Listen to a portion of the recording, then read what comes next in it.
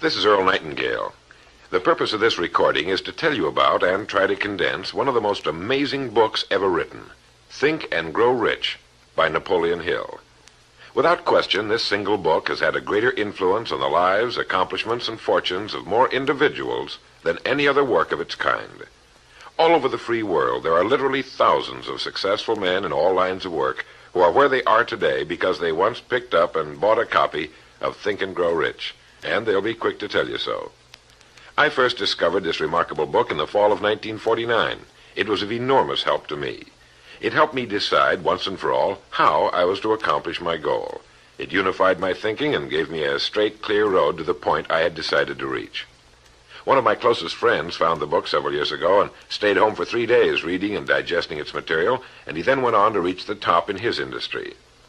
I've sat in richly paneled, carpeted executive offices and listened to world-famous business leaders, some of them old enough to be my father, tell me that everything worked out fine after they had read Think and Grow Rich. Now, what's the secret of this amazing book? Why has this book, out of all the thousands of self-help books, remained the one towering giant? I think to understand this, you have to know Napoleon Hill as I do. He certainly was not the first man to be appalled at the poverty and seemingly endless struggle and lack of direction he saw about him as a boy and as a young man, nor was he the first to write on the subject. But he possessed two unique, highly developed abilities seldom found in one man. The first was in the manner in which he approached his subject. Napoleon Hill went after the answers to achievement in the same way a scientist seeks to open to the light of reason a secret of nature. He went after the solution to accomplishment in the same way Thomas Edison discovered the solution to the electric light, relentlessly, indefatigably, implacably, until the truth, which had been there all the time, was revealed to him. His second important ability was the knack or skill of writing about his findings in such a way that it was instantly understood intellectually, but what is perhaps even more important for this particular subject, understood emotionally as well. When the last page of Think and Grow Rich was read, the hand which put the book down on the table was a different hand. The man who then stood and walked out into the world was a changed man.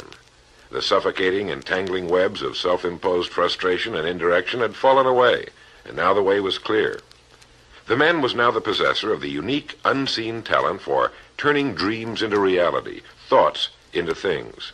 So-called fate or the idle effects of exterior circumstances were no longer in command. He who had been a passenger was now, suddenly, the captain.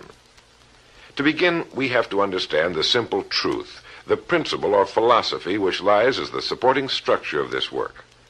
Unless whatever it is you build is based on truth, you will end with the entire structure fallen and scattered about you like the armor of Homer's ancient warriors.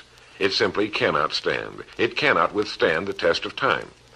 The reason Think and Grow Rich has withstood the test of time is because it rests on the broad, clean foundation upon which may also be found every accomplishment of man, the clear, unchallengeable fact that everything begins with an idea. A philosophy based on the fact that riches of every kind begin with the state of mind, that one may start with nothing but thoughts, ideas, and organized plans. Thoughts are things, incredibly powerful things, when mixed with definiteness of purpose, persistence, and a burning desire for their translation into material objects or riches, riches being whatever it is you happen to want. Wise men have been saying this for centuries, and just recently Charles A. Cerami wrote, "The truth is that the human mind is as real an organism as any muscle in the body, but far greater in potential power, and, like muscle fiber, it can be strengthened to lead on to unimagined conquests." So this, then, is the truth on which Think and Grow Rich is based. If you know what you want, and if you want it strongly enough to muster the kind of persistence that simply cannot be stopped, you will most certainly achieve it. By controlling your mind, you can control your destiny here on Earth. With this as our foundation, let's talk about Napoleon Hill's famous 13 proven steps to riches as found in his book, Think and Grow Rich, remembering, of course, that riches are whatever it is you happen to want. And right here, let me make two important points. The first is that whenever you listen to this record, have a notebook handy and make notes as we go along. The second is that This record was produced for your own personal use, to go with you on your own exciting journey. To play this record for a group will prove to be of only temporary help. Make sure you have your own personal copy to play again and again, particularly at those times when you may feel yourself getting off the track. And now, Napoleon Hill's famous 13 principles. You will notice that we have separated each principle by banding them on the record. In this way, you're given quick access to any particular principle to which you may wish to return for reference. The first principle, desire. Here is the starting point for all achievement, the first step toward riches. But it's right here that we so often run into a stumbling block. A person will say, I know what I desire, but can I get it?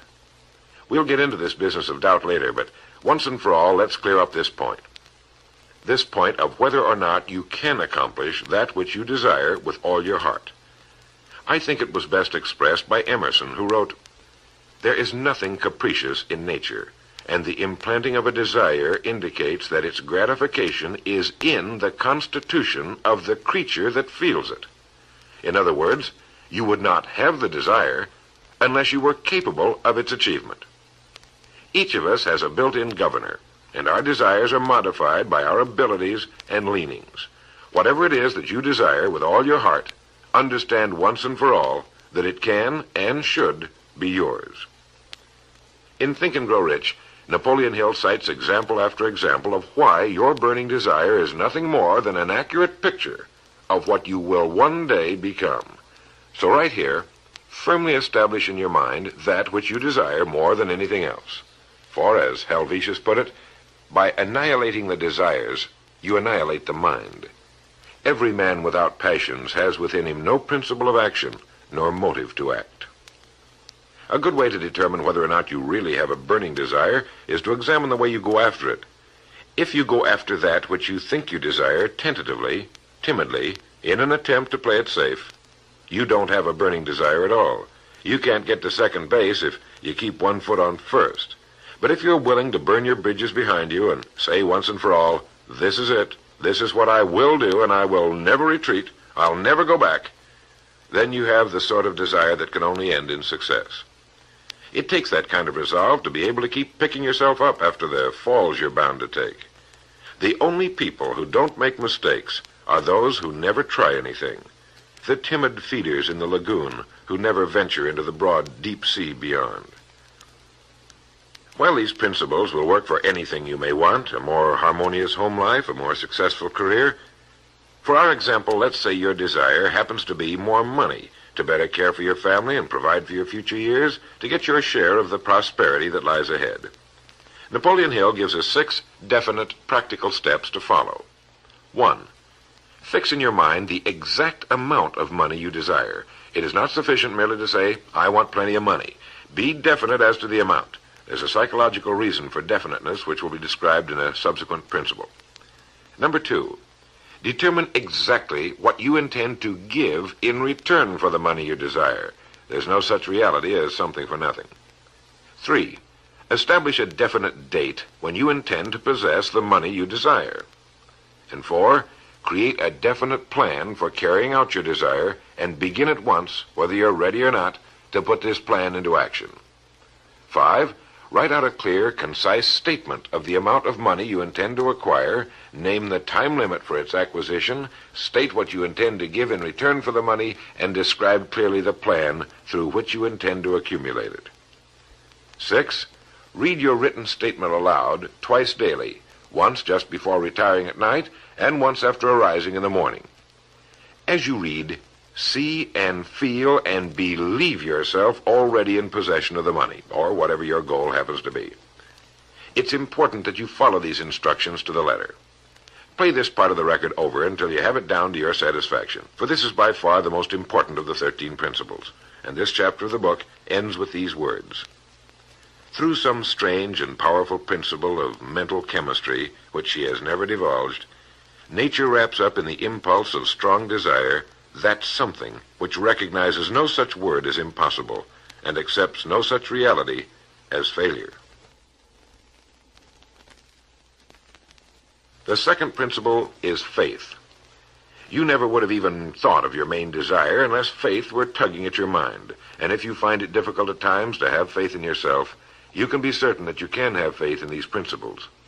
Napoleon Hill writes, "Faith is a state of mind which may be induced or created by affirmation or repeated instructions to the subconscious mind through the principle of conscious autosuggestion." Conscious autosuggestion simply means a suggestion by yourself to yourself, just as an autobiography is a biography written by the person it's about. By getting a mental image of yourself already having accomplished your main desire over and over again, you will muster the faith you need. Faith is vital to accomplishment. The Emperor Napoleon once said, "All the scholastic scaffolding falls as a ruined edifice before one single word, faith." Pascal said, "Faith affirms many things respecting which the senses are silent, but nothing which they deny. It is superior to their testimony, but never opposed to it." Goethe said, "Epochs of faith are epochs of fruitfulness, but epochs of unbelief, however glittering, are barren of all permanent good." And as Schlegel put it, "In actual life, every great enterprise begins with and takes its first forward step in faith." Have faith that you can accomplish that which you seek, for you would never have decided upon it unless it was meant for you to accomplish. In his chapter on faith, Napoleon Hill gives us a self-confidence formula. First, I know that I have the ability to achieve the object of my definite purpose in life, therefore I demand of myself persistent, continuous action toward its attainment, and I here and now promise to render such action. Second, I realize the dominant thoughts of my mind will eventually reproduce themselves in outward physical action and gradually transform themselves into physical reality. Therefore, I will concentrate my thoughts for 30 minutes daily upon the task of thinking of the person I intend to become, thereby creating in my mind a clear mental picture of that person. Third, I know through the principle of autosuggestion any desire that I persistently hold in my mind will eventually seek expression through some practical means of attaining the object back of it. Therefore, I will devote 10 minutes daily to demanding of myself the development of self-confidence. Fourth, I have clearly written down a description of my definite chief aim in life, and I will never stop trying until I have developed sufficient self-confidence for its attainment. Fifth, I fully realize that no wealth or position can long endure unless built upon truth and justice. Therefore, I will engage in no transaction which does not benefit all whom it affects. I will succeed by attracting to myself the forces I wish to use and the cooperation of other people. I will induce others to serve me because of my willingness to serve others. I will eliminate hatred, envy, jealousy, selfishness, and cynicism by developing love for all humanity, because I know that a negative attitude toward others can never bring me success. I will cause others to believe in me because I will believe in them and in myself. In rereading Think and Grow Rich so that I could write this condensation for recording, I was forcibly struck all over again by this great chapter on faith, particularly the examples of how some of the world's greatest men have accomplished what appeared to be impossible through faith. The third principle is autosuggestion. Now, we've already touched on this. This chapter of the book tells us how, through repeated suggestion, the subconscious mind can be put to work for us. It is the faculty of being able to concentrate your mind on your burning desire until your subconscious mind accepts it as fact and begins to devise ways of bringing it about.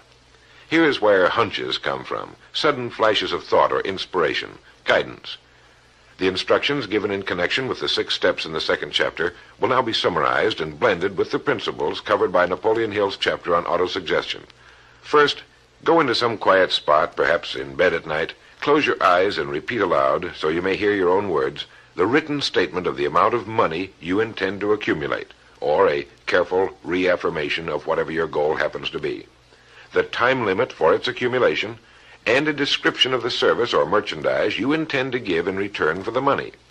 As you carry out these instructions, see yourself already in possession of your goal. For example, suppose that you intend to accumulate $50,000 by the 1st of January, 5 years from now, that you intend to give personal services in return for the money in the capacity of a salesman. Your written statement of your purpose should be similar to the following. By the 1st day of January, 19, whatever it happens to be, I will have in my possession $50,000, which will come to me in various amounts from time to time during the interim. In return for this money, I will give the most efficient service of which I am capable, rendering the fullest possible quantity and the best possible quality of service in the capacity of salesman of, and here describe the product or service you intend to sell or whatever it is you do for a living. It goes on. I believe that I will have this money in my possession. My faith is so strong that I can now see this money before my eyes. I can touch it with my hands. It is now awaiting transfer to me at the time and in the proportion that I deliver the service I intend to render in return for it. I am awaiting a plan by which to accumulate this money, and I will follow that plan when it is received.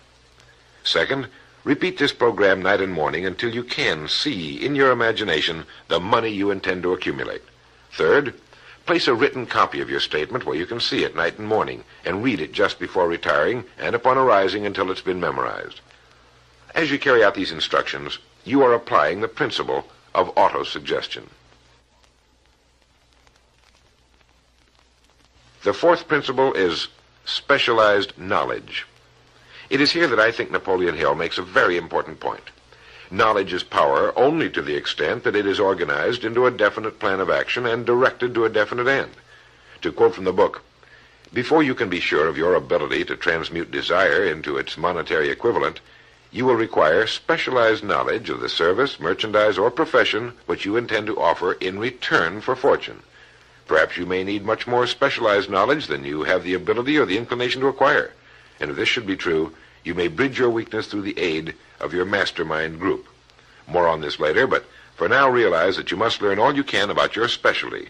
Set aside a definite time every day for learning more about what it is you do for a living.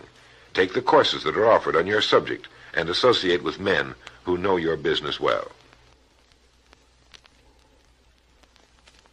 The fifth principle is imagination. The imagination is literally the workshop wherein are fashioned all plans created by man. The impulse, the desire, is given shape, form, and action through the aid of the imaginative faculty of the mind. It has been said that man can create anything he can imagine. As Napoleon Hill says and teaches, whatever the mind of man can conceive and believe, it can achieve. Man's only limitation within reason lies in his development and use of his imagination and subsequent motivation to action. The great leaders of business, industry, finance, and the great artists, musicians, poets, and writers became great because they developed the power of self-motivation.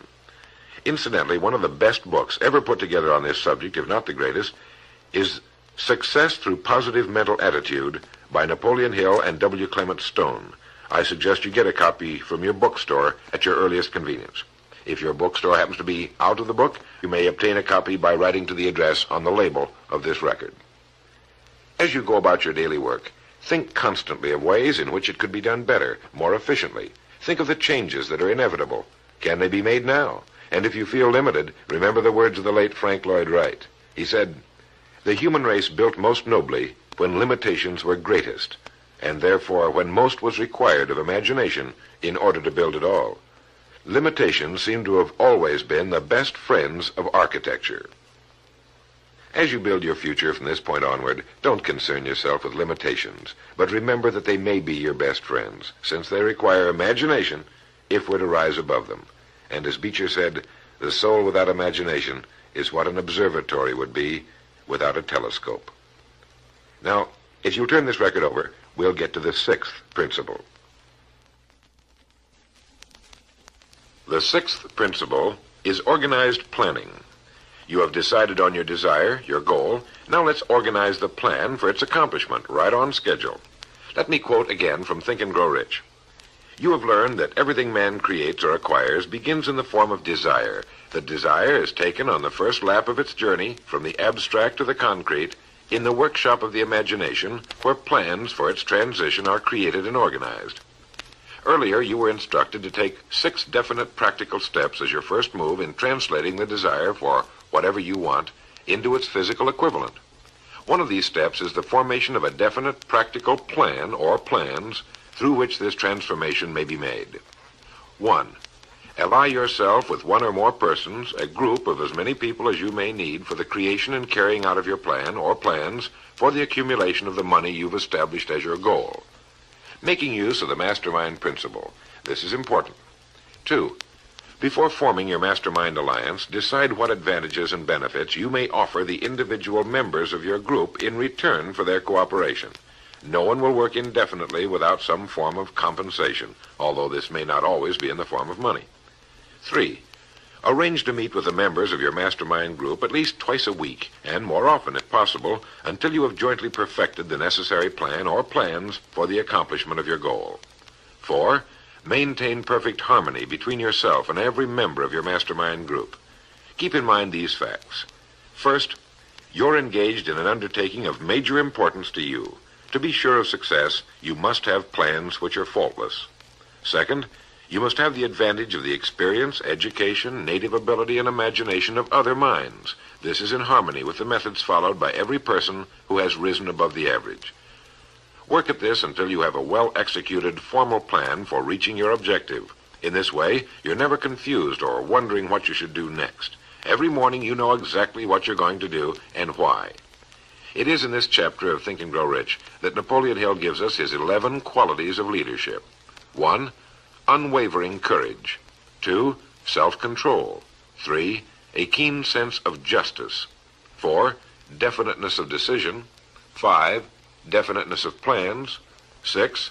The habit of doing more than paid for. 7. A pleasing personality. 8. Sympathy and understanding. 9. Mastery of detail. 10.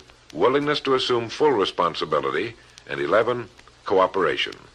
The chapter on organized planning is one of the largest and most important in the book. It goes without saying that a man without a plan to follow is like a ship without a course. No place to go, with disaster a probability. The 7th principle, decision. The mastery of procrastination. To quote, accurate analysis of over 25,000 men and women who had experienced failure disclosed the fact that lack of decision was near the head of the list of the 30 major causes of failure. This is no mere statement of a theory, it is a fact. Procrastination, the opposite of decision, is a common enemy which every man must conquer.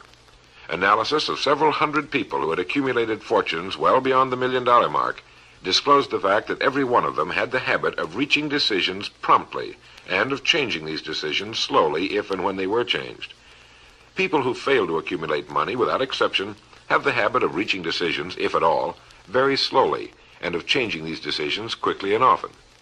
A definite objective makes reaching prompt decisions that much easier. Napoleon Hill gives many examples, one of which is the case of Henry Ford. One of Henry Ford's most outstanding qualities was his habit of reaching decisions quickly and definitely and changing them slowly. This quality was so pronounced in the late Mr. Ford that it earned for him the reputation of being obstinate. It was this quality which prompted Mr. Ford to continue to manufacture his famous Model T, the world's ugliest, but for the time, most practical car, when all of his advisors and many of the purchasers of the car were urging him to change it. Perhaps he delayed too long in making the change, but the other side of the story is that his firmness of decision yielded a huge fortune before the change in model became necessary, and the company is certainly none the worse for it today.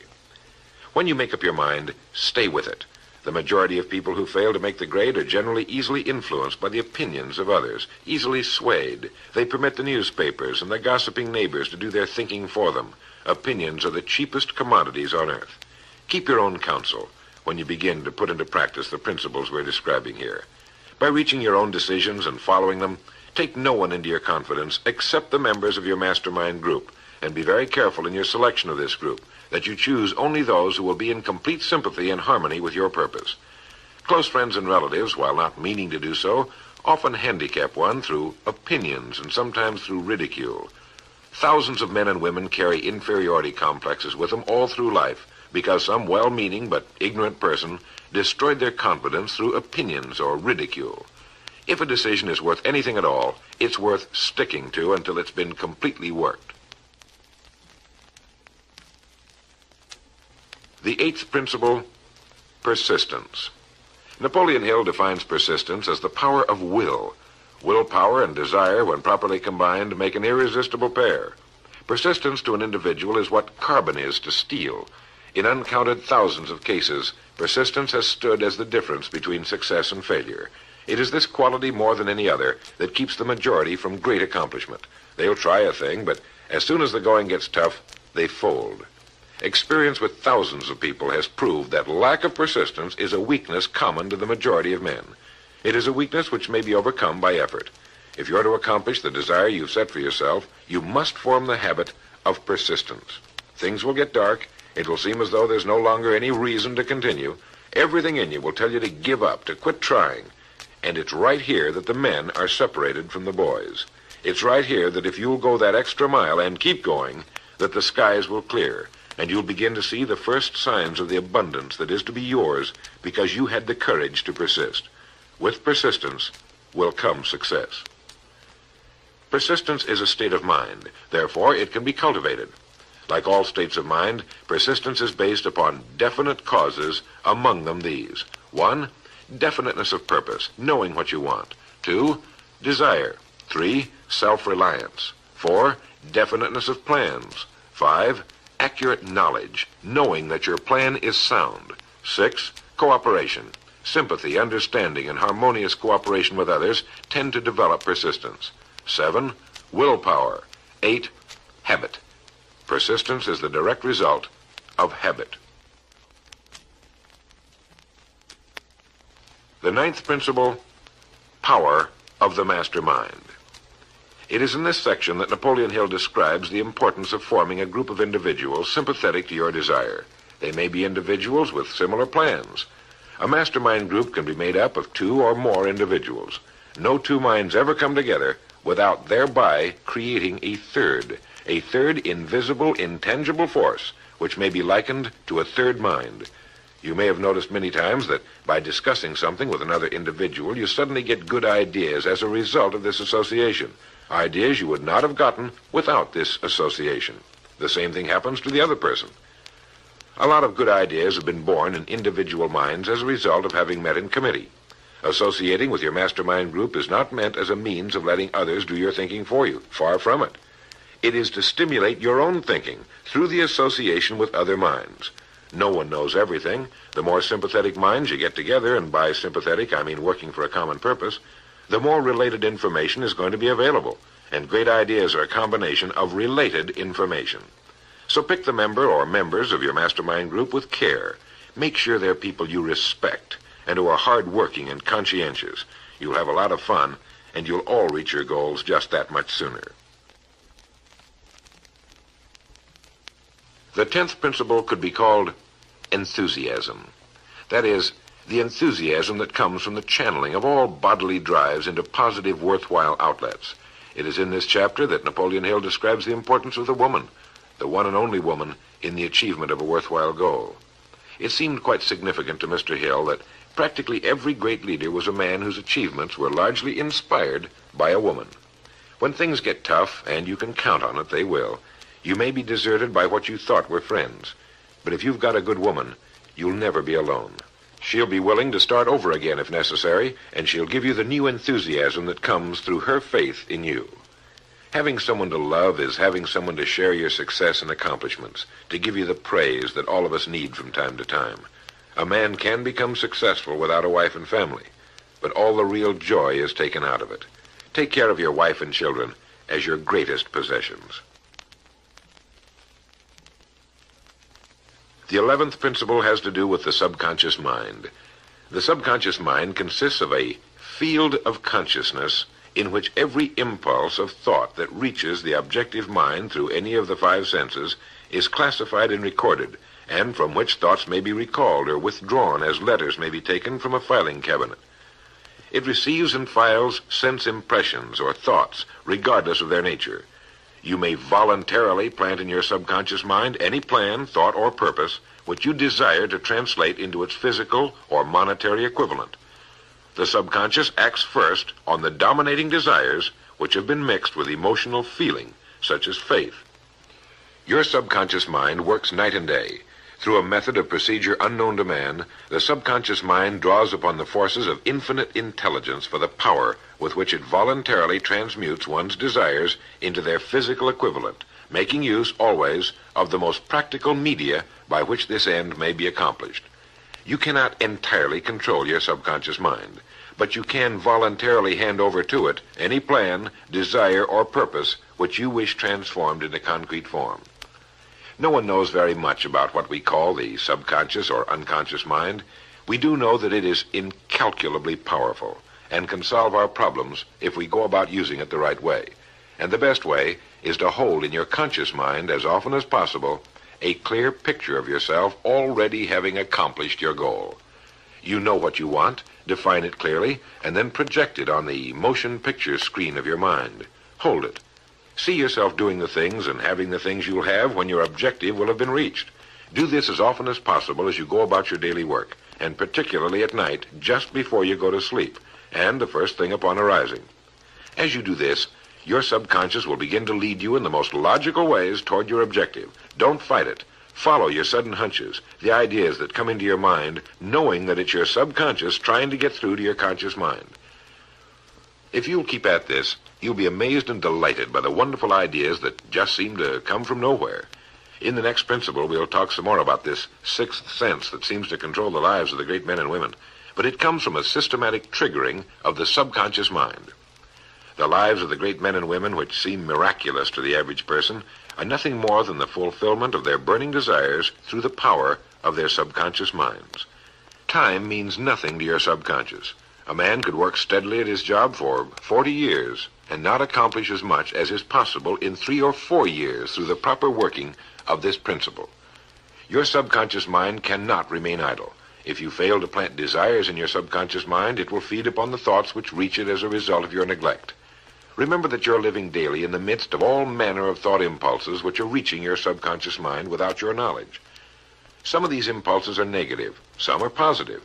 You are now engaged in trying to help shut off the flow of negative impulses and to aid in voluntarily influencing your subconscious mind through positive impulses of desire. When you achieve this, you will possess the key which unlocks the door to your subconscious mind. Bulwer wrote, "The man who succeeds above his fellows is the one who, early in life, clearly discerns his object, and toward that object habitually directs his powers. Even genius itself is but fine observation strengthened by fixity of purpose.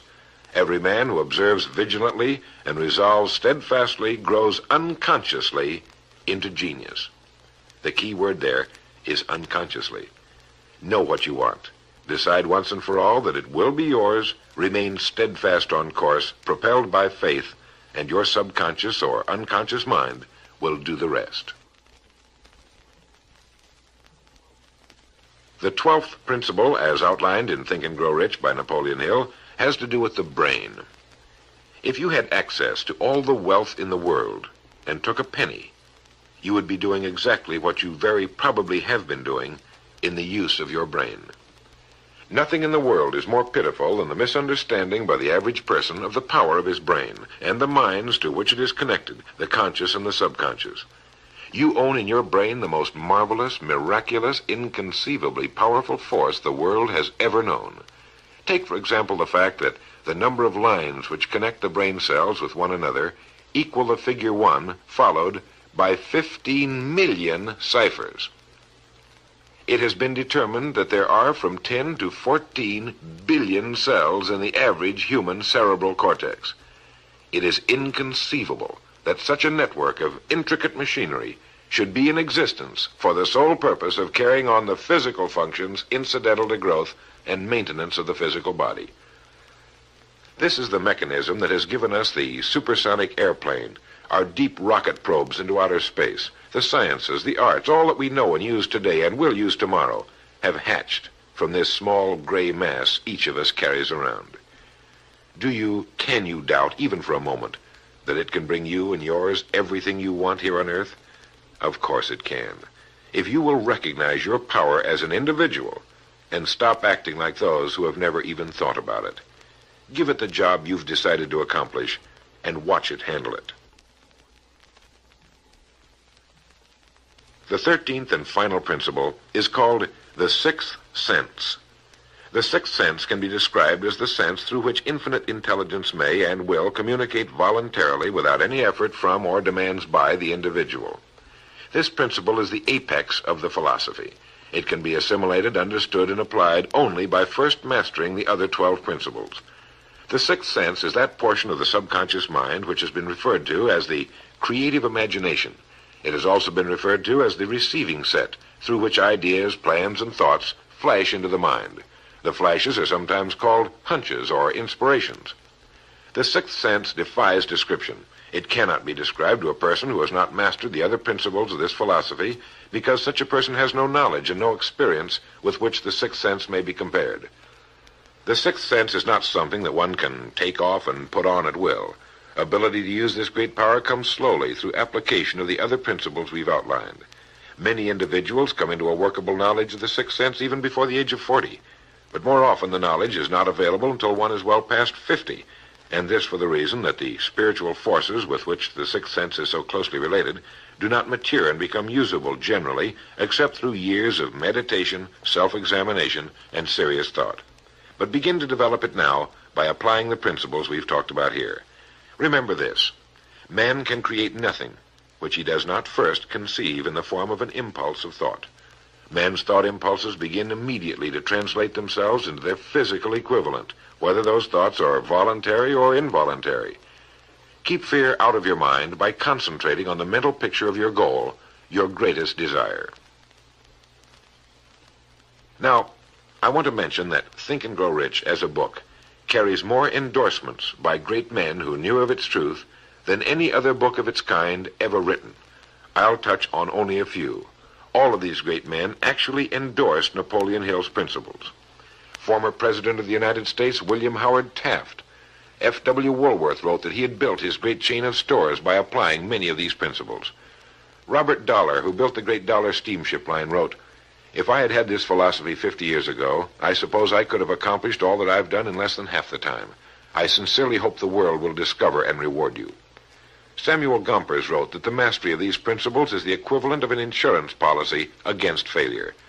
President Woodrow Wilson, John Wanamaker, the merchant prince, wrote, "I know that your fundamentals are sound because I've been applying them in my business for more than 30 years. George Eastman, the world's largest maker of cameras, Thomas Edison, Luther Burbank, Theodore Roosevelt, E.M. Statler, John D. Rockefeller. I think you know that the endorsements of these great men could not have been bought with all the money in the world. What we have been talking about here can change your life, can bring you anything and everything worthwhile you want in life for yourself and your family. Cut yourself away from the average, from the mediocre, and chart your course on the dream in your heart. These 13 principles will never let you down, as long as you use them. And now, it is with great pleasure that I give you the author himself, Napoleon Hill. Thank you, Earl Nightingale. The message which you who are listening have just heard has brought you within 3 short steps of the supreme secret of success. The same secret which has brought happiness, peace of mind, and financial success to countless thousands of people who have read Think and Grow Rich. The same secret which has made master salesmen out of ordinary order takers. And the same secret which has brought friendship, love, and marriage to men and women who have come under the spell of the 13 principles which Earl Nightingale has just described. You desire the better things of life, or you wouldn't be listening to this record. Come with me then, and I will help you chart your course, so you may acquire whatever it is that you desire most in life by following these instructions. 1. Condition your own subconscious mind to work for you while you sleep as well as when you are awake. You can do this by playing this record to yourself every night just before you retire. Then, before you go to sleep, after hearing the record, write out a clear statement of what you wish to accomplish the following day, and request your subconscious mind to work during the night and provide you with the plan you will need to achieve your purpose. 2.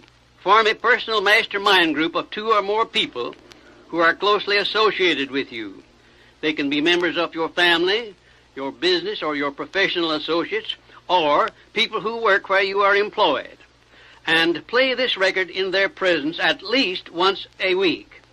After you have done this, engage in a friendly roundtable discussion of the 13 success principles, and request each person in the group to participate and to look for inspirational ideas which may help him or her to become more successful.